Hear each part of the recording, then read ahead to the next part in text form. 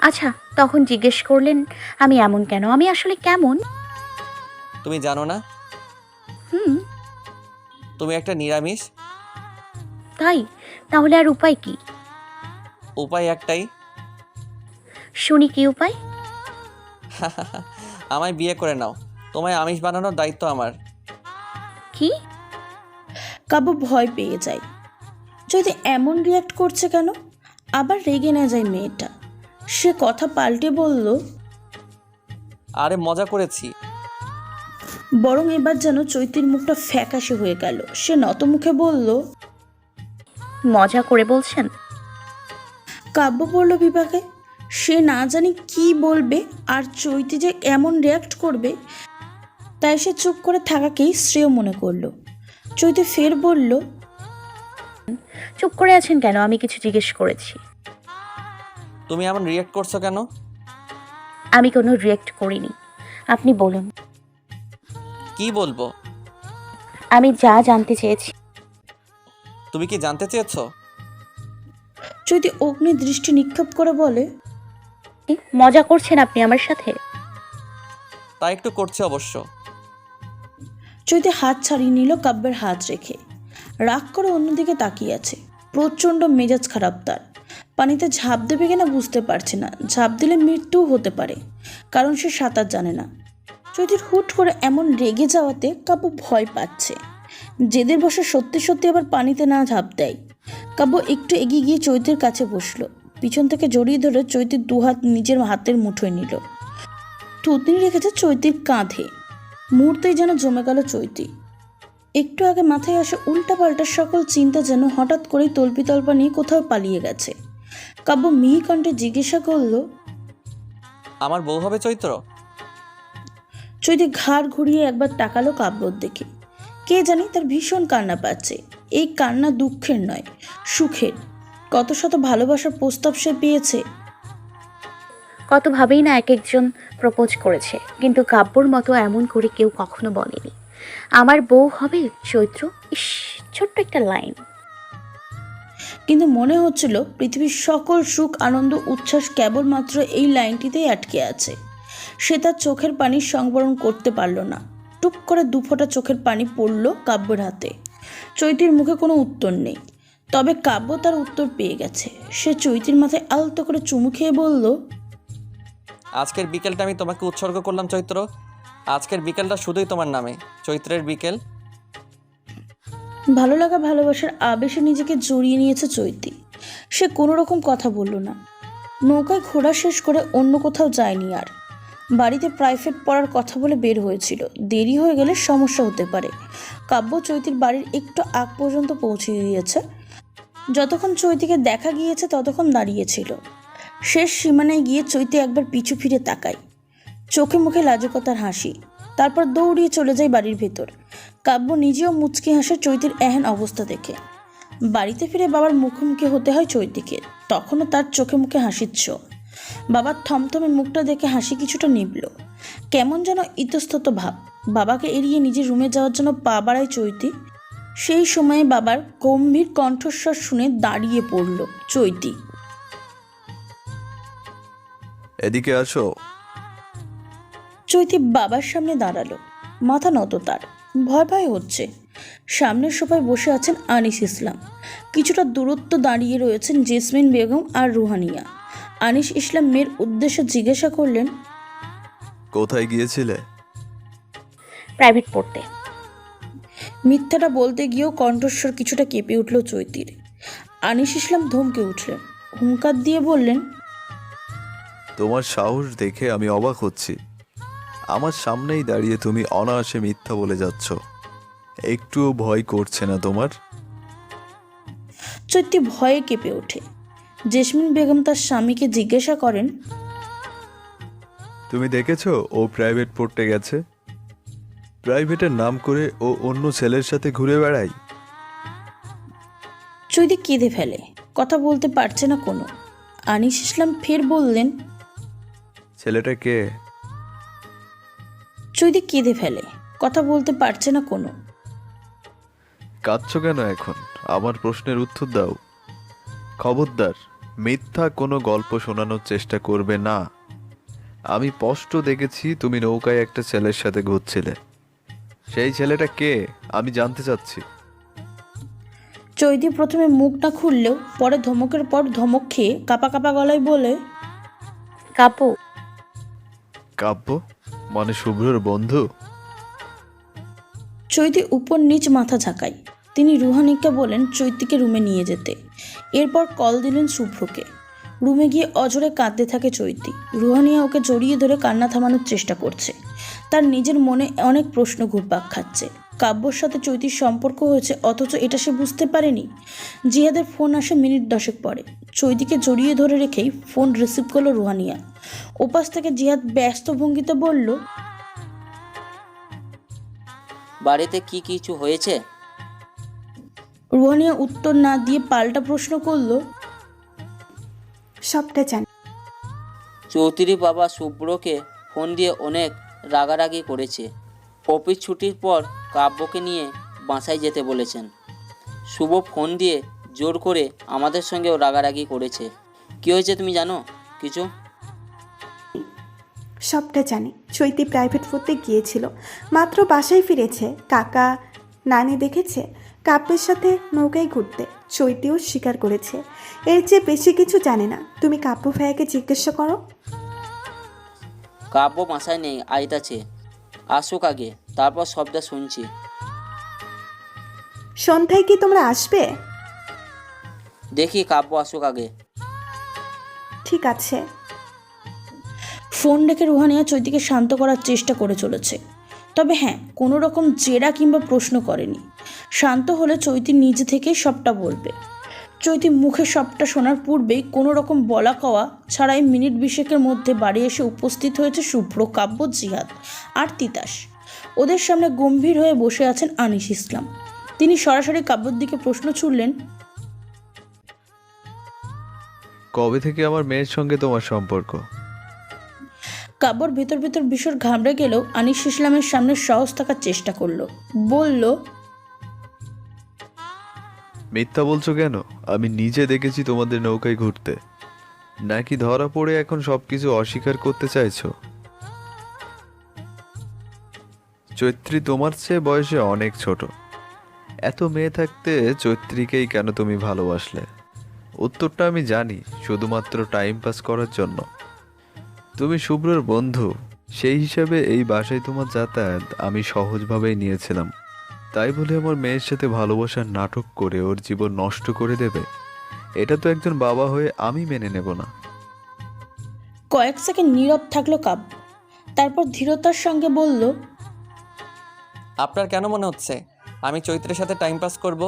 আমি সত্যি ওকে ভালোবাসি। আপনি যদি চান যখন তখন আমি ওকে বিয়ে করতেও রাজি। চৈত্রী রাজি? এই পর্যন্ত কাব্য চুপ হয়ে যায়। বড্ড দোতনায় আছে সে। চৈতি মনের ভাব সম্পর্কে অবগত সে, কিন্তু বাবার ভয়ে যদি চৈতি এখন রাজি না হয় তবে? এত সব অনিশ্চিত থাকার পর কাব্য দমে গেল না। সে পূর্বের দৃঢ়তার সঙ্গেই বলল, আমি জানি না সঠিক, তবে ও রাজি হলে আমি সর্বদাই প্রস্তুত বিয়ের জন্য। তোমার বাবা মাকে আনতে পারবে? কাব্য এক বাক্যে বলে দেয়, হ্যাঁ। ঠিক আছে, তবে তাই হোক। 2 দিন সময় দিলাম তোমায়। তোমার বাবা মাকে নিয়ে আমার বাসায় হাজির হবে। দেখি কতটুকু ভালোবাসো তুমি আমার মেয়েকে। 2 দিন সময় লাগবে না, আমি কাল সকালে বাবা মাকে নিয়ে আসবো। আপনি যদি চান আজও সম্ভব। 3 ঘন্টার মধ্যে হাজির হব আমার পরিবারকে নিয়ে। আনিস ইসলাম কাব্যর এতটা কনফিডেন্স দেখে আর কি বলবেন বুঝতে পারছে না। তিনি নীরবে দীর্ঘশ্বাস নিয়ে বললেন, এত তাড়াহুড়া করার দরকার নেই। কালই নিয়ে আসো, ভেবে চিন্তে সিদ্ধান্ত নিও। রাত্রি 12টার বোধ হয় বেশি বাজে। দু চোখের পাথায় ঘুম নেই চৈতির। কেঁদে কেটে চোখ দুটো ফুলিয়ে ফেলেছে। কাব্যর উপস্থিতি টের পেয়েও কাছে যেতে পারেনি। তাদের মধ্যে কি কথা হয়েছে সেটা সম্পূর্ণ জানেও না সে। শুধু রুহি আপুর থেকে শুনেছিল কাল নাকি কাব্য ওর পরিবারকে নিয়ে এই বাড়িতে আসবে। মনের ভিতর ভীষণ ভয় কাজ করছে। সত্যি সত্যি কাব্য আসবে তো? চিন্তার পরে অন্তিম সময় পূর্বেই রুমের লাইট জ্বলে ওঠে। মাথার সামনে উঁচু করে চৈতি দেখতে পাই জেসমিন বেগমকে। তার হাতে খাবার প্লেট। রুমের লাইট জ্বলতে দেখে বোধহয় রুহনিয়া বারান্দা থেকে রুমে আসে। তার হাতে ফোন, হয়তো জিহাদ ভাইয়ের সাথে কথা বলছিল। চৈতি আবার শুয়ে পড়ল। জেসমিন বেগম তখন চৈতির হাত টেনে বললেন, উঠ, খাবি চল। চৈতি ভাঙা গলায় বলল, খাবো না। খাবি না মানে কি? খাবার কি দোষ করেছে? চৈতি চুপ করে রইল। টেবিলের উপর খাবার প্লেটটি রেখে মেয়েকে টেনে তুললেন জেসমিন বেগম। প্লেট হাতে নিয়ে ভাত মাখতে মাখতে বললেন, যত যাই হয়ে যাক না কেন, কখনো খাবারের সাথে রাগ করবি না। তাছাড়া এখানে তো অন্য কারোর দোষ দেখছি না আমি। তুই আমায় মিথ্যে বলে প্রেম করতে যাস? চৈতি গলা ধরে আসছে, চোখ ভারী হয়ে গেছে অশ্রুতে। জেসমিন বেগম ভাতের লোকমা মুখের সামনে ধরে বললেন, কান্নাকাটি পরে করবি, আগে হা কর বলছি। মৃদু ধমক শুনে খাবার মুখে নিল চৈতি। সেই সাথে তার চোখ থেকে টপ টপ করে পানি পড়ছে। জেসমিন বেগম বললেন, কাঁদছিস কেন? প্রেম করতে গেলে বাবা মায়ের কাছে একটু একটু মিথ্যে বলাই লাগে। আমিও বলেছিলাম। চৈতি এবার একই সাথে অবাকও হলো। রুহানিয়াও এগিয়ে এলো কাহিনী কি শোনার জন্য। জেসমিন বেগম বললেন, তোরা এভাবে কেন তাকিয়ে আছিস? তোর বাবার সাথে তখন আমার সম্পর্ক হয়, তখন আমি অনার্স 2য় বর্ষের ছাত্রী ছিলাম। তোর বাবা ছিল আমার মামাতো ভাইয়ের বন্ধু, সেখান থেকেই পরিচয়। তারপর ভার্সিটিতে দেখা, চিঠি আদান প্রদান, মুঠোফোনে অল্প স্বল্প কথাবার্তা বলতাম লুকিয়ে লুকিয়ে। একদিন তো তোর মতোই বাবার কাছে ধরা খেয়ে গেলাম। সে কি বকা ঝকা! তোর নানা ওই মুহূর্তে আমায় অন্য জায়গায় বিয়ে দেবে বলে মনস্থির করলো। আমার মামাতো ভাই তখন তোর বাবাকে এই খবর দিয়েছে। তোর বাবা তখনই আমার বাবার পায়ে ধরে আমায় ভিক্ষা চেয়েছে, কান্নাকাটি করে। একটু বলে থামলেন তিনি। চৈতি অস্পষ্ট স্বরে বলল, তারপর আর কি, বাবা রাগী হলেও মন নরম ছিল। তোর বাবার কান্নাকাটিতে গলে গেছিল। পরে 2 পরিবার মিলে পরের দিনই আমাদের বিয়ে দিয়ে দেয়। আমার কি মনে হয় জানিস, তোর বাবাও বোধহয় এটাই করবে। ঘটনা ঘটল ভিন্ন। সকালে কলেজ যাওয়ার জন্য তৈরি হচ্ছিল চৈতি। সেই সময়ে গম্ভীরভাবে রুমে প্রবেশ করলেন আনিস ইসলাম। একবার মেয়ের মুখের দিকে তাকালেন, বললেন, আজ তোমার কলেজে যেতে হবে না।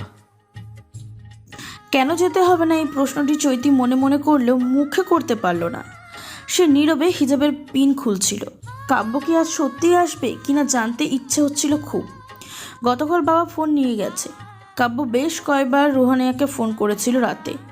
চৈতি ঘুমিয়ে থাকায় আর জাগাতে বলেনি। সে কলেজে ইউনিফর্ম বদলানোর জন্য রুমের দরজা লাগাচ্ছিল, তখন আনিস ইসলাম কণ্ঠে শুনতে পেল, আমি ঠিক করেছি, চৈত্রীকে হোস্টেলে পাঠিয়ে দেব। কাঁধে কারোর স্পর্শ পেয়ে ঘুরে তাকালো চৈতি। রুহানিয়া আশ্বস্ত স্বরে বলল, ভেঙে পড়িস না, কাব্য ভাই আসতেছে। রুমের দরজা লক করতে করতে চৈতি বলল, বাবা কি বলেছে শুনেছো? শুনেছি, বলল আগে কাব্য ভাইয়া তার পরিবার নিয়ে এখানে আসুক, কথাবার্তা বলে যা সিদ্ধান্ত নেওয়া যাবে। চৈতি নিরাশ হয়ে বলল, বাবা বোধহয় আমাদের সম্পর্ক মেনে নেবে না।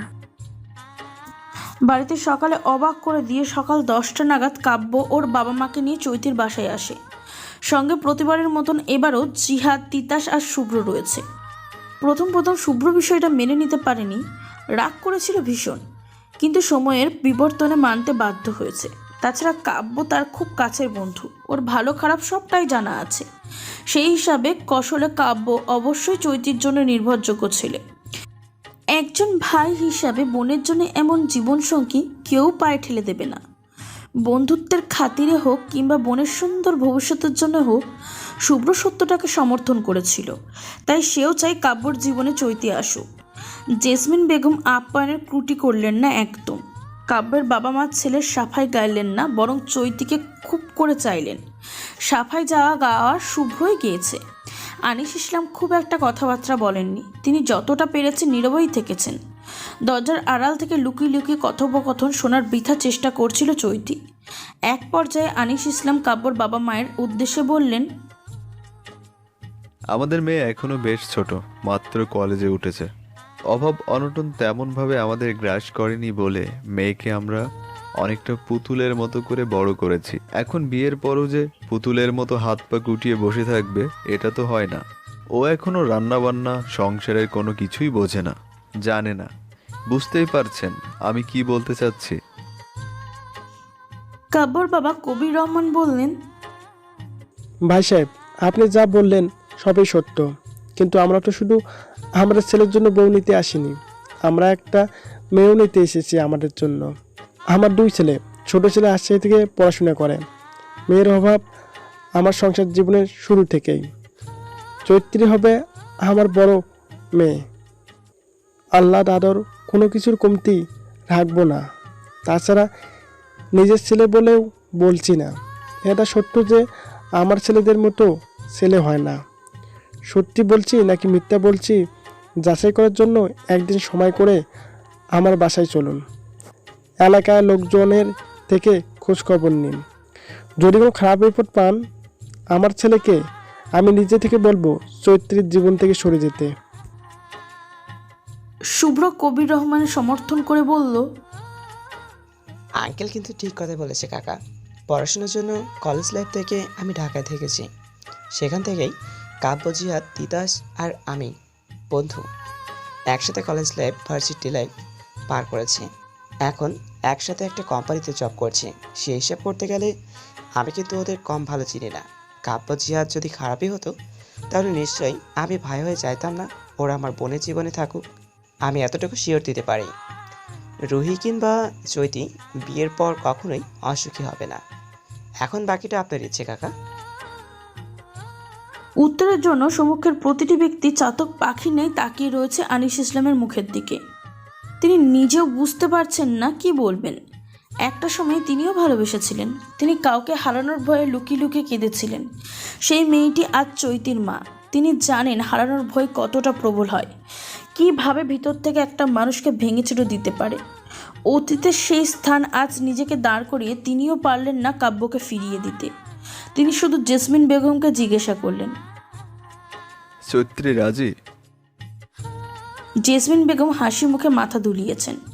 আনিস ইসলাম নড়ে চড়ে বসে বললেন, তাহলে আর কি, ছেলে রাজি, মেয়ে রাজি, ছেলের পরিবার রাজি, তাহলে মেয়ের পরিবার আর কি আপত্তি করবে?